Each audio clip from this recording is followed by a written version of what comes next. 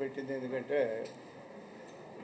నిన్న చంద్రబాబు నాయుడు ఇక్కడ ఇంకోళ్ళు కార్యక్రమానికి వచ్చి ఆవాకులు చవాకులు పేలి ఒక రకమైనటువంటి అంటే నన్ను కించపరిచే విధంగా మాట్లాడటం జరిగింది. అది అసభ్య పదజాలంతో మాట్లాడటం, దానికి బ్యాక్గ్రౌండ్ ఎవరున్నారో అందరూ అర్థమవుతానే ఉంది. పక్కన స్లిప్పులు తీసుకొని అది కూడా చెప్పని జాత కాలేదు. అది మమ్మల్ని ఏదో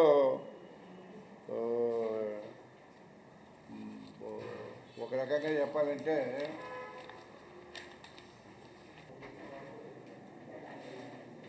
దుర్మార్గపు ఆలోచనతో మాట్లాడినట్టుగా నాకు అనిపిస్తూ ఉంది.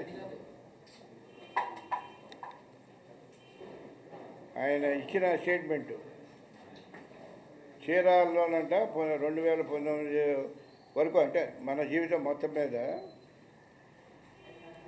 ఆయన ఏదో గెలిపించినట్టు దుర్మార్గుడని మాట్లాడటం. ఆయనకంటే దుర్మార్గుడు నేను ఎక్కడ చూడలేదు. నాకు తెలుసు. నాకు కనీసం నేను ఎప్పుడు మాట్లాడకూడదని ఒకరిని వ్యక్తిగతంగా కించపరిచే అలవాటు నాకు లేదు. ఫ్రమ్ ది బిగినింగ్ నా రాజకీయ జీవితం కానివ్వండి, రాజకీయ చరిత్ర కానివ్వండి, ఏ పార్టీలో ఉన్నా కూడా నా పని ఏదో నేను పబ్లిక్కి సంబంధించే విషయాల మీదే అవగాహనతో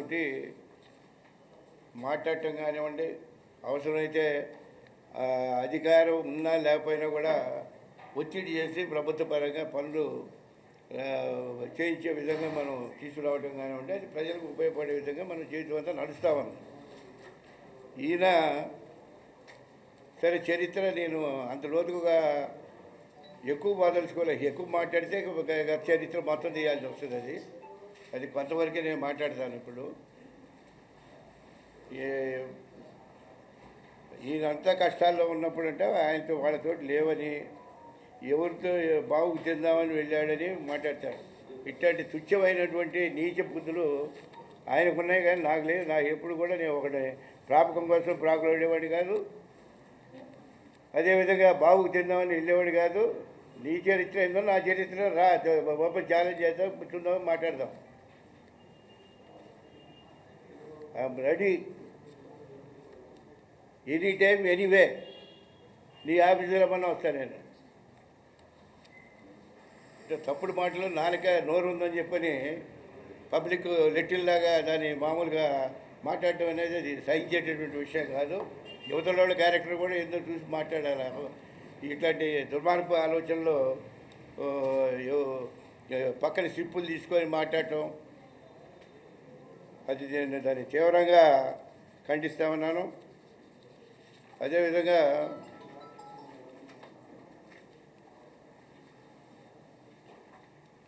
అనేక సంఘటనలు ఇప్పుడు నేను టీడీపీలో ఉన్నప్పుడు కానివ్వండి, నా రాజకీయ జీవితం ఏందో నీకు తెలుసు. నీ స్పష్టంగా 1978 నుంచి లెక్కేసుకుంటే అంతకుముందు 75 నుంచి నేను యూత్ కాంగ్రెస్ ప్రెసిడెంట్గా జిల్లాకే ఉమ్మడి ప్రకాశం జిల్లాలో నేను పనిచేశాను.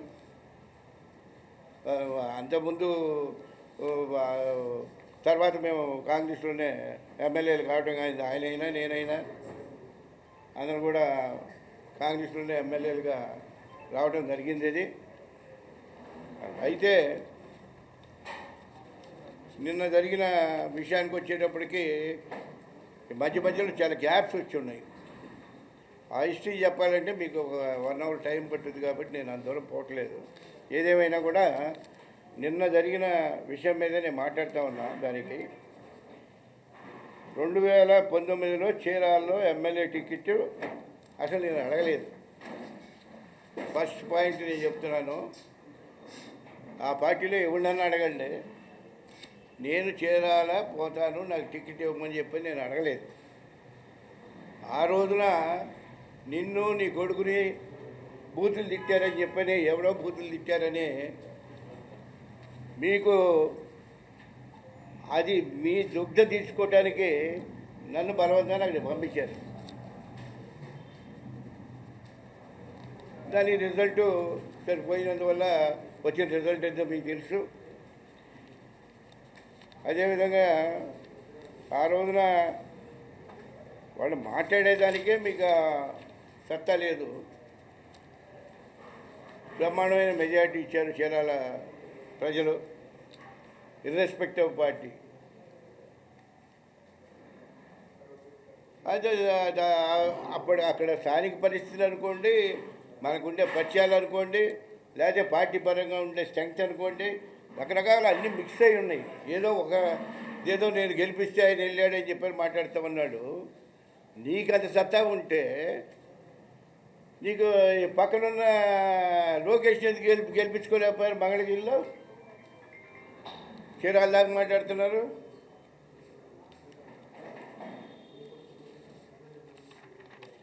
అదేవిధంగా ఇవాళ ఈ పార్టీల మార్పుల విషయంలో మాట్లాడుతూ ఉన్నారు. మీకు సిగ్గు ఎగ్గు లేకుండా 23 మంది ఎమ్మెల్యేలని అప్పుడు ఆ రోజున వైకాపా నుంచి తీసుకొచ్చారే, అప్పుడే మేము అబ్జెక్షన్ పెట్టాం. దీంట్లో కొంతమంది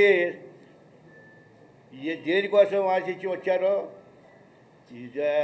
పార్టీ క్యాడర్ అప్పుడు తెలుగుదేశం పార్టీకి ఏ విధంగా నష్టం జరుగుతుందో కూడా నేను స్పష్టంగా చెప్పడం జరిగింది. అది ముఖాముఖిగా మనం మాట్లాడుకున్నాం. మాకేదో నచ్చ చెప్పడానికి ప్రయత్నం చేసాం. ఒక నిర్ణయం చేసుకొని ఉన్న తర్వాత ఇక మళ్ళీ దాని గురించి పార్టీ పాలసీ కింద మేము దాని గురించి ఏమి క్రిటిసైజ్ చేయలేదు, బయట ఎక్కడ మాట్లాడటం జరగలేదు. కానీ ఈ రోజున అట్లాంటి కుయుక్తులు పడినవాళ్ళని పక్కన వేసుకొని కూర్చోబెట్టుకొని మేమేదో పార్టీకి నష్టం చేసామన్నట్టు, మేమేదో దుర్మార్గంగా వెళ్ళిపోయినట్టు మాట్లాడటం అనేది అది సమంజసం కాదు. అది ఇప్పటికైనా ఎప్పుడైనా ఇంకా ఫర్దర్గా మాట్లాడితే మటుకు నేను I will not keep quiet. నేను ఎప్పుడు కూడా ఇంతవరకు అసలు ఎప్పుడు మాట్లాడలేదు. అదేవిధంగా నువ్వు చేస్తేనేమో సంసారం అంట, పక్క పార్టీ వాళ్ళు చేస్తేనేమో వ్యభిచారం అంట.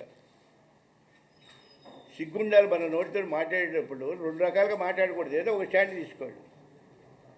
దాంట్లో కొంతమంది మంత్రులు ఇచ్చాడు. నువ్వు మమ్మల్ని గురించి మాట్లాడేది ఏంటి? అదేవిధంగా ఇప్పుడు కొంతమందిని చేసుకునేటప్పుడు, పర్టికులర్గా మన జిల్లాలో ఒక వ్యక్తిని చేసుకునేటప్పుడు విజయవాడలో మనోరమ హోటల్లో ఉన్నటువంటి డబ్బు సూట్ కేసులు పెట్టుకొని హైదరాబాద్ దాకా వచ్చి అక్కడ ఉన్నట్టు ఫామ్ హౌస్లో ఎవరికి హ్యాండ్ ఓవర్ చేశారో చెప్పండి, దానికి సమాధానం చెప్పండి. ఎవరికి ఏదో పిల్లి కళ్ళు మూసుకొని పాలు తాగుతుంటే ఎవరు చూడలేదని అనుకుంటే ఎట్లా? అది ఆ రకంగా వస్తే నన్ను కదిలిష్టమే వాళ్ళ తప్పు. ప్రజలందరికీ తెలుసు, రాష్ట్రంలోనే తెలుసు, ఈ జిల్లాలో ముఖ్యంగా తెలుసు. ఇట్లాంటి తప్పుడు మాటలు మాట్లాడటం అనేది ఆ కుయుక్తుల్లో ఒక భాగం అని చెప్పని నేను అనుకుంటా ఉన్నాను. ఏదైనా అద్దుల్లో వీటి మాట్లాడితే బాగుంటుంది. లేదు ఓపెన్ ఎక్కడైనా కూర్చొని మాట్లాడదామంటే ఓపెన్ ఫోరం, ఎక్కడ రమ్మని నేను అక్కడ ఏ పార్టీ ఆఫీసులు రమ్మని నేను వస్తాను. అదేవిధంగా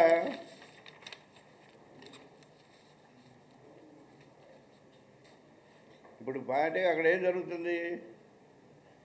ఎన్టీ రామారావు పెట్టిన పార్టీ, నీకు నాకేం సంబంధం లేదు. సరే, ఏదో పరిస్థితుల ప్రభావంతో నీకు అధికారం వచ్చింది. మేము కాంగ్రెస్ ఎమ్మెల్యేలు అప్పుడు, మేము ఎన్టీఆర్ సీఎం అయినప్పుడు ఆయన గాలిలో అందరం కొట్టుకుపోయాం. ఇప్పుడేదో స్వచ్ఛంగా వీళ్ళు దీంట్లో నుంచి వచ్చినట్టుగా మాట్లాడటం అనేది కనీసం గత మాట్లాడేటప్పుడు ఇంగిత జ్ఞానంతో మాట్లాడటం మంచిదని చెప్పని ఈ సందర్భంగా నేను సూచన చేస్తూ ఉన్నాను. అదేవిధంగా పార్టీ కోసం అహర్నిశలు కష్టపడి పనిచేసినటువంటి పెద్ద నాయకులందరూ కూడా వాళ్ళు ఏ విధంగా ఎట్టి పరిస్థితుల్లో, ఎలాంటి పరిస్థితుల్లో వాళ్ళు ఏ విధంగా చిత్రహింసలు పెట్టిందో మాకు తెలుస్తుంది. కానీ ఇది ఓపెన్గా మాట్లాడటం సమస్యంగా ఉండదని చెప్పని నేను ఉన్నాను. కానీ అటు పైటాల రవి విషయంలో కానివ్వండి, ఇటు కోడెల శివప్రసాద్ విషయంలో కానివ్వండి, ఏం చేశారు మీరు? కనీసం పరామర్శకి అలా నువ్వు ఒక శివప్రసాద్ చాలా బాధపడ్డాడు నాతోటి. కనీసం నేను ఇబ్బందుల్లో ఉన్నప్పుడు ఒక మాట, ఒక పలుకు, ఫోన్ అన్నా చేసి మాట్లాడలేని పరిస్థితిలో ఉంటే నేను దేనికోసం నేను ఎందుకు కష్టపడ్డానని చెప్పని అతను నా స్వయాన నా ఎదురుగా నేను బాధపడేటువంటి విషయం నేను చెప్తున్నాను. ఇది బయటికి చెప్పకూడదు అనుకున్నాను, కానీ తప్పలేదు. నా మీదే మచ్చేసే పరిస్థితుల్లో నీ దగ్గర నేను మచ్చలు పెట్టుకొని మా మీద మచ్చలు వేసేదేంటి? After all what are you? ఇప్పుడు ముఖ్యమంత్రి అయినంత మాత్రాన కొమ్ములు తిరిగిపోతాయా? మన గత జీవితాన్ని మర్చిపోతావా? అదేవిధంగా శివప్రసాద్ అంత బాధపడితే నేను చెప్పాను ఇతనికి. కనీసం పోయేవాళ్ళేమో ఆ పెద్ద పెద్ద నాయకులు అంతా ఉన్నారు, మా బృందం అంతా. ఒక్కడి ధైర్యం చేసి పోయి అది పలకరించిన వాడు లేడు. ఎంత పార్టీలో ఉన్నాడు, తప్ప ఉప్ప ఏం జరిగిందో మనకు తెలియదు. అదే ఇబ్బందుల్లో ఉన్నప్పుడు, హాస్పిటలైజ్ అయినప్పుడు పరామర్శకు కూడా పోవడానికి నీకు ఇది లేకుండా కట్టడి చేసి అతని నుంచి ఏదో నష్టం జరుగుద్ది అన్నట్టుగా భావన క్రియేట్ చేస్తే ఆ రోజు నేను చెప్పాను, ఇది కరెక్ట్ కాదు, అది నేను వెళ్తున్నాను, నేను నాకు ఒక స్నేహితుడిగా నేను వెళ్ళొస్తాను నేను అని చెప్పి నేను ఇంకా ఆయనకి ఏం చెప్పాను, చంద్రబాబు నాయుడు పొమ్మన్నాడని నిన్ను కవర్ చేసి వచ్చాను. పరామర్శ చేసి రమ్మన్నాడు. నువ్వు ఇట్లాంటివన్నీ తప్పుడు సంకేతాలన్నీ మీరు తప్పులన్నీ పెట్టుకొని ఎవరిని మీరు బదనాలు చేద్దామని ఆలోచన చేస్తున్నారు. ఇది ఇట్లాంటి వాళ్ళు నన్ను విమర్శించే స్థాయి ఇది. పార్టీ ఎప్పుడు కూడా కష్టకాలంలో ఉన్నప్పుడు ఇంకా చెప్పాడు, కష్టకాలంలో అంటే ఈయన ఎప్పుడు కష్టపడింది, మొన్నేగా పాపం వెళ్ళొచ్చింది. నువ్వు ఎందుకు వచ్చింది? అది కూడా మన ఇక్కడ ఉన్నటువంటి వాళ్ళు పొత్తుగూగులు జగన్మోహన్ రెడ్డిని హెకిల్ చేస్తా, నువ్వు ఫలానా నీ ఖైదీ నెంబర్ ఇది, నీకు షెల్ నెంబర్ ఇది, నువ్వు ఇన్ని నెలలు జైల్లో ఉండొచ్చావని హెకిల్ చేస్తుంటే పాపం వచ్చి న్యాచురల్గా ఇప్పుడు ఇరిటేట్ చేస్తుంటే మనుషులు ఎందాక తట్టుకుంటారు. ఇప్పుడు నాకు వరకు నేను ఎప్పుడు ఇవాళ ప్రెస్ కాన్ఫరెన్స్ పెట్టాలని ఎప్పుడు నేను అనుకోలేదు. నీ తప్పులని నీ దగ్గర పెట్టుకొని అవతలని హ్యూమిలేట్ చేస్తుంటే మా వాళ్ళు మాట్లాడతారు. నువ్వు రెచ్చగొట్టిందేమో బయటోడికి కనపడదు. ఈ విధమైన కోతలు కూర్చున్నప్పుడు నీకు 5 నెంబర్లు, నీ ఏ జైలుకి పోయించింది, ఎన్ని రోజులు అవతల మాట్లాడదు. ఇప్పుడు ఎందుకు మాట్లాడట్లేదు మీరు?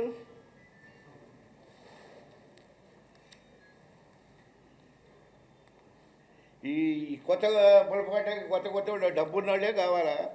డబ్బున్నోళ్ళే ప్రాధాన్యత ఉన్నప్పుడు నీ క్వారీలు వాళ్ళు అవన్నీ ఇది చేసుకున్నప్పుడు నీ చేసే తప్పుడు విషయాలన్నీ కూడా ఇక చాలా ఉన్నాయి. అప్పుడు టైం వచ్చినప్పుడు నేను మాట్లాడతా. ఇప్పుడు వీళ్ళందరినీ పక్కన పడేసి ఆ డబ్బున్నాడితో ఊరేగుతూ ఉంటే, అంటే మా అందరికి పార్టీ పనిచేసిన వాళ్ళు డబ్బు లేకపోతే వాళ్ళు పనికిరారా? అంటే మిమ్మల్ని భుజాలు ఎత్తుకొని డబ్బు సంచులు ఇచ్చేవాళ్ళనే గౌరవిస్తారా?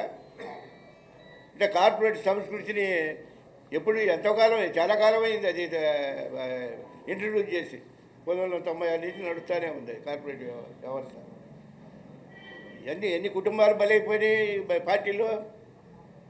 నా వరకు నేను చూస్తూ ఉన్నాను. నేను ప్రకాశం జిల్లాలో ఏ ఇష్యూ వచ్చినా కూడా రెస్పాండ్ అయ్యేవాళ్ళం, ఆవిడికి వెళ్ళి ఓదార్సి వచ్చేవాళ్ళం, ఏదో వృత్తభక్తిగా వీలైనంత సాయం చేసేవాళ్ళం.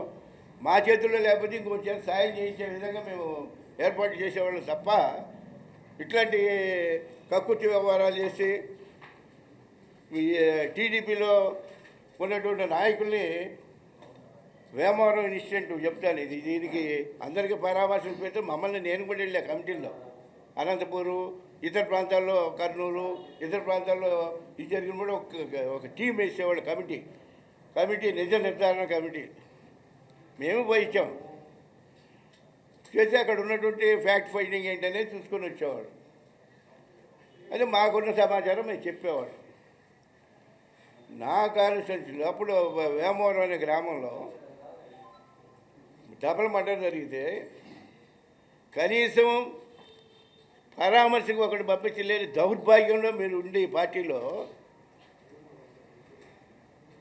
మా మీద ఆరోపణలు చేయడం ఏంటి? ఏ విషయంలో నువ్వు బేరీ చేసుకొని మాట్లాడగలుగుతావు? నీ రాజకీయ చరిత్ర ఏందో నా రాజకీయ చరిత్ర ఏందో మాట్లాడతాం, ప్రజల దగ్గర పెడదాం.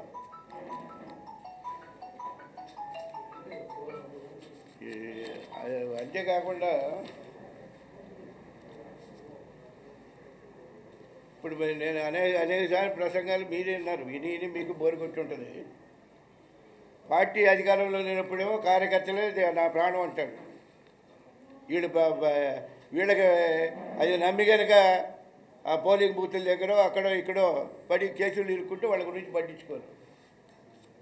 నేను సజెషన్ ఇచ్చా,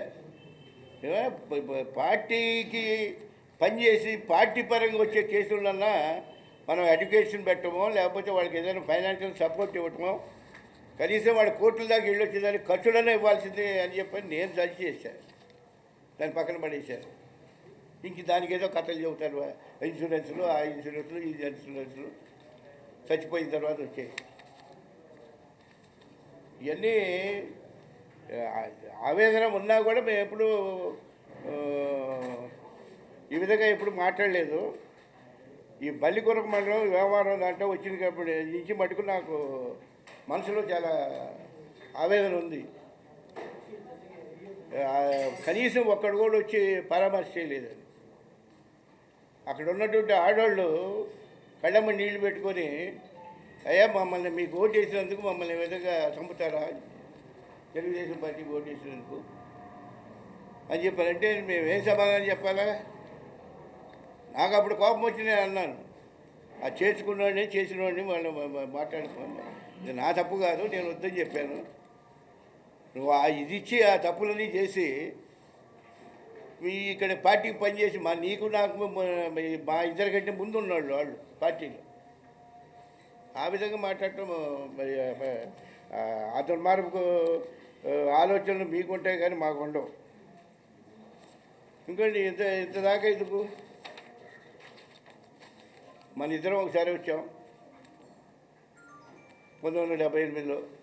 యూత్ కాంగ్రెస్లో కూడా ఉన్నాంలేండి. నేను జిల్లా ప్రెసిడెంట్ ఆ రోజున. వీడు ఆఫ్టర్ ఒక బ్లాక్ ప్రెసిడెంట్. బ్లాక్ అంటే అప్పుడు సముద్రంలో ఉండే మండలాలు. ఇప్పుడు తర్వాత మా ఎన్టీఆర్ వచ్చినా మండలాలు పెట్టారు. ఆ రోజుల్లో నేను జిల్లా ప్రెసిడెంట్ని, నేను యాక్టివ్గా ఉండేవాడిని. మాతో పాటు రహితంగా అందరం కలిసి ఉండేవాళ్ళం. అది ఆ తర్వాత అవకాశాలు వచ్చినా కూడా నేను ఎప్పుడు ఇందిరాగాంధీని ప్రొటెక్ట్ చేయటం కానీ ఇవన్నీ మీకు తెలిసినటువంటి విషయాలు నేను ఇప్పుడు చేయాల్సిన పని లేదు. ఆమె ఈజ్ మై థర్డ్ సన్ అని చెప్పాను. అందుకంటే క్రెడిట్ భుజకెత్తులు మేము ఎప్పుడు ఆశించలే. నువ్వనే తప్పుడు కోతలు ఎప్పుడు మేము ఎప్పుడు మనుషులు ఇక్కడ అనిపించుకోలేదు.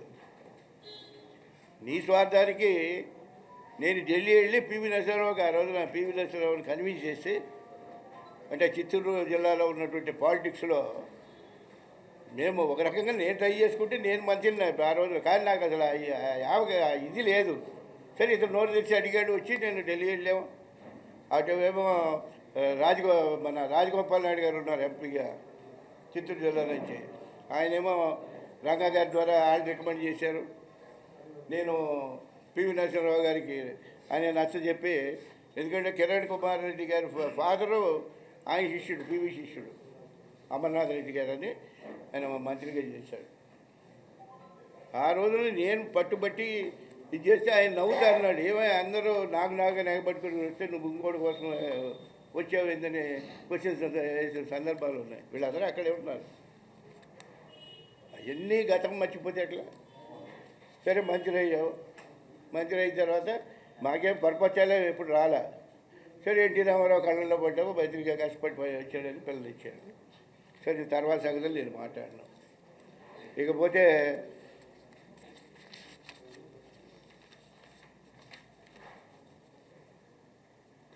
ఇప్పుడు ఇంకోటి మాట్లాడుతూ ఉన్నారు. నిన్న డైరెక్ట్ మీద కూర్చుంది ఎవరండి? నువ్వు డిఫెక్షన్ తోటి వచ్చిన వాళ్ళు వాళ్ళు కూర్చోబెట్టుకునే కదా నువ్వు మాట్లాడింది. అక్కడ జగన్మోహన్ రెడ్డి గారు రిజెక్ట్ చేసిన మాలంతా అక్కడ ఉంది కదా డయాస్ మీద.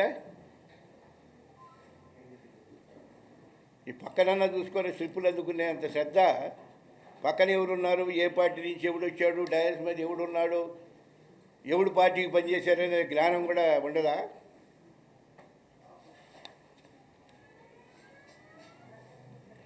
ఇంకో డైలాగ్ చూసా ఇందాక చూస్తుంటే, నన్ను ఏదో మా విమర్శించాడంటే నేను అసలు విషయం ఏంటో తెలుసుకుందామని నాకు నాకు నాకు నిన్న సాయంత్రం రాత్రిదా తెలియదు.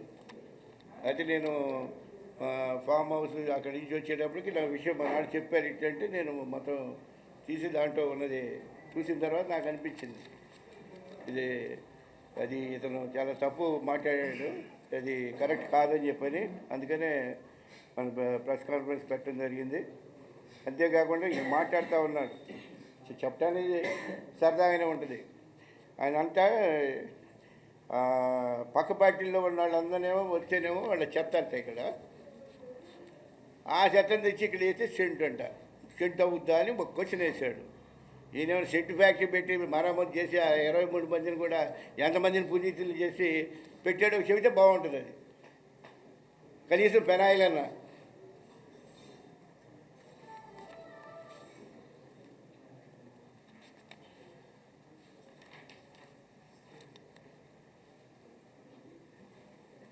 ఇంకా ఇంత ఎందుకు ఒంగోలు ఓపెన్గా ఇక్కడ మీటింగ్లో మన మినీ స్టేడియంలో మీరు అందరూ సాక్షులే.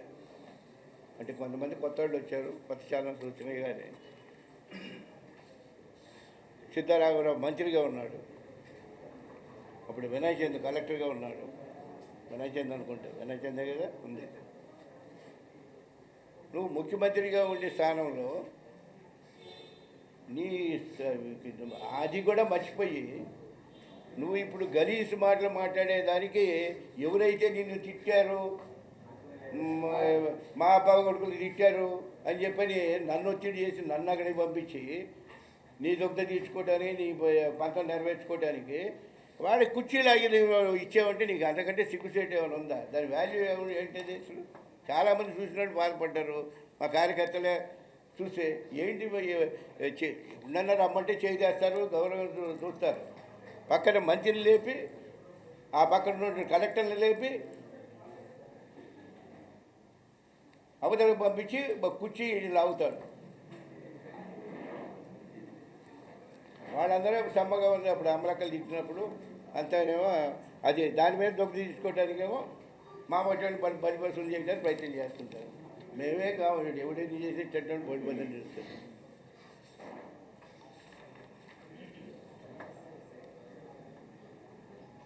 ఇప్పుడు అల్టిమేట్గా అక్కడ చేసుకున్నాము. ఆ చేసిన దాంట్లో ఆ టీడీపీ క్యాడర్ అంతా అక్కడ సఫర్ అయ్యి ఉన్నారు. ఆ చీరాల ప్రాంతంలో వాళ్ళందరినీ కూడా అరాజ్ చేస్తే కదా తర్వాత వాళ్ళందరూ నన్ను వాళ్ళు వచ్చి అడిగారు, మిమ్మల్ని తిట్టిన దానికి మీరు కష్ట తీర్చుకోవడానికి మీరు ఆలోచన చేశారు, అందరూ కలిసి నన్ను అడిగి పంపించారు. నేను ఏ కష్టమైనా నేను పడే సత్తా కెపాసిటీ నాకు ఉంది.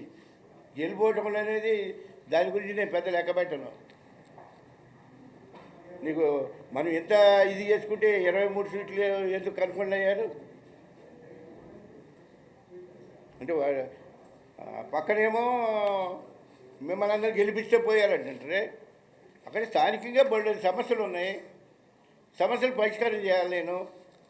నాకు అందరూ నాకు చాలా అన్ని పార్టీల వాళ్ళు నాకు సపోర్ట్ చేశారు. అప్పుడు వాళ్ళే న్యాయం చేయాల్సిన బాధ్యత నాకు ఉంది.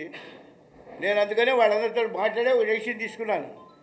నీకు అంత అసలు అంత కక్కుర్తి పడాల్సిన అవసరం నువ్వు చేస్తే కరెక్ట్ అన్నో ఇంకా ఏదైనా చేస్తే తప్పని అంటే ఇప్పటికైనా కాస్త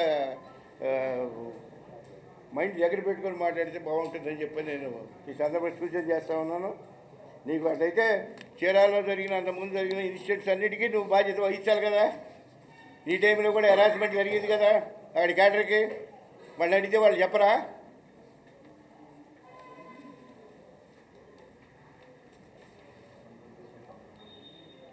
ఇక మళ్ళీ దీనికోసం కాసేపు కాంగ్రెస్ వాడితోటి, కాసేపు ఏమో బీజేపీ వాడితోటి పొత్తులు అంటాడు.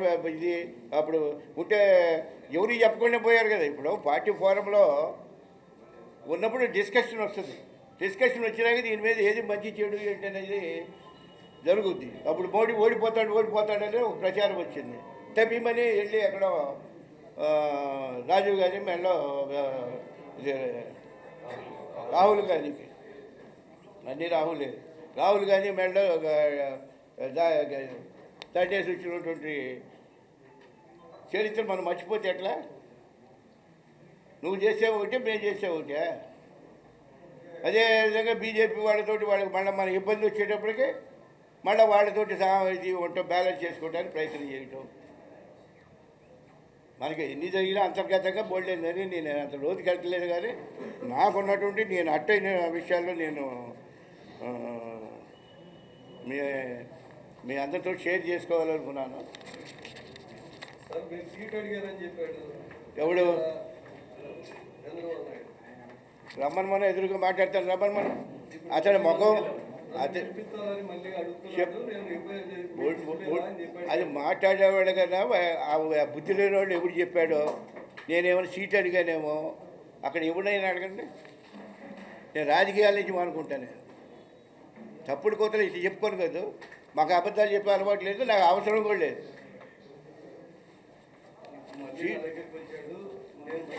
అదే మళ్ళా మాట్లాడితే అది ఉద్రేకం వస్తే నీకు ఏం మాట్లాడతానో తెలియదు. నేను అంతవరకు సర్దుకుంటున్నాను. నన్ను అంతవరకు గెలక పాపం. అసెంబ్లీలో ఏ విధంగా బస్సు పట్టింది, ఎవడు ఏంది, ఆ కోతలు నాకు రావాలంటే రావని కాదు, నోరు లేదని కాదు, నాకు ఉంది, చెయ్యి కూడా ఉంది.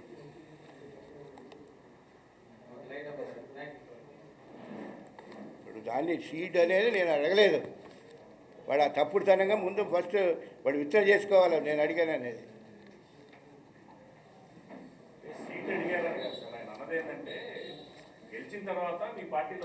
అసలు ఎవడే వాడెవడే మాట్లాడడానికి గెలిచింది ఆయన. మేము అడిగితే అసలు ముఖం చూడలేదు, నేను మాట్లాడలేదు ఇంతవరకు. నేను బయటకు వచ్చిన తర్వాత అతనికి మాట్లాడటం కానీ, ఎక్కడైనా కలపటం కానీ, ఎక్కడైనా మ్యారేజ్ దగ్గర అటు ఇటు ఉన్నా కూడా మేము వెళ్ళిపోయేవాడిని. నేను ముందు చూసి వెళ్ళిపోయేవాడిని.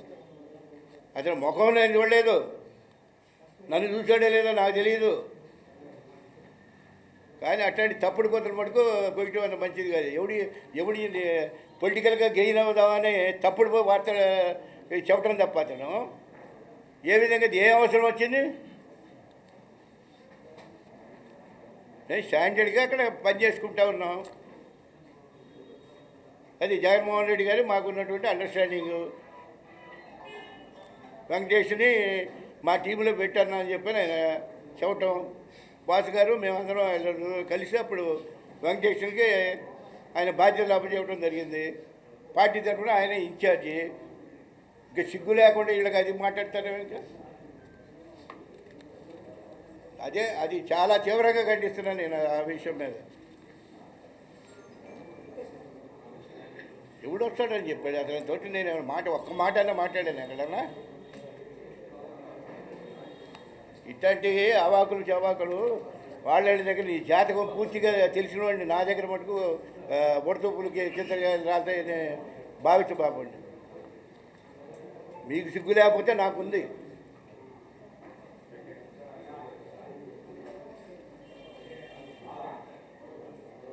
నేను ఆ రోజులు చెప్పాను. నేను ఎందుకు నువ్వు మోడీని ఎందుకు అనవసరంగా దాన్ని నోరు పారేసుకోవటం?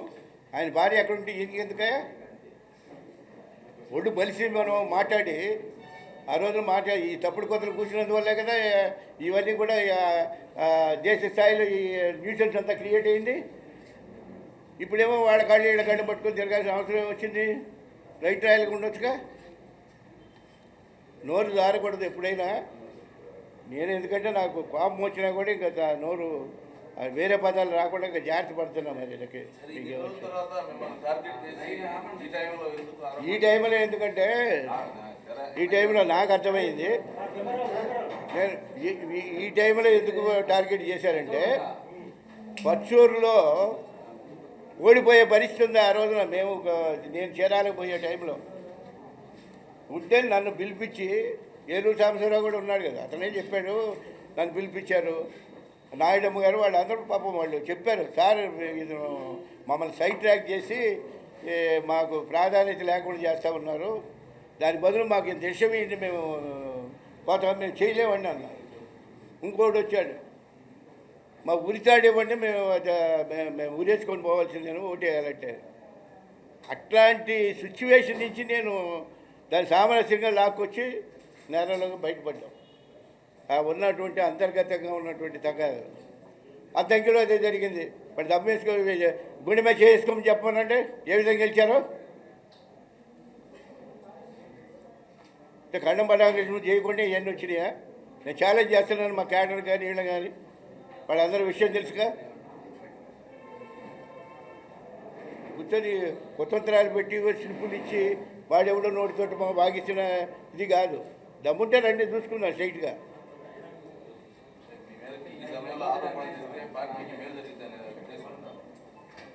వాళ్ళకి నా మీద ఆరోపణలు చేస్తే అంటే ఇక క్యాటరు ఏమవుతారు? రేపు పొద్దున్న నేను యాక్టివ్గానే ఉన్నాం కదా, మనం ఒక డెసిషన్ తీసుకున్నాం, వెళ్ళిపోతున్నాం. వీళ్ళలో ఏదో కాస్త మన మీద తప్పులు నెపాలేదని చూపిస్తే క్యాడర్ వాళ్ళు ఏదైనా అటు ఇటు పోకుండా ఉంటారేమో అనేది అతని ఆలోచన అయ్యి ఉండాలి. నాకు అనిపిస్తుంది అది. అందుకంటే ఏముంది,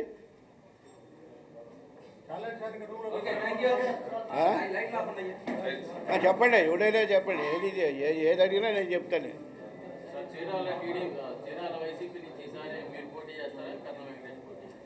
కళ్ళ వెంకటేష్ పోటీ చేస్తున్నాను. కన్ఫర్మ్ 100 సార్లు చెప్పాము ఇప్పటికీ. మీకు అవసరం, మీకు ఇష్టం లేకపోతే చెవులు మూసుకోండి.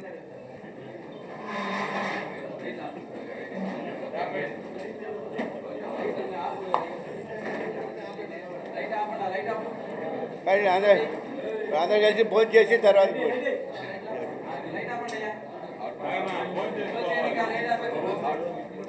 గేట్ వేసేయి.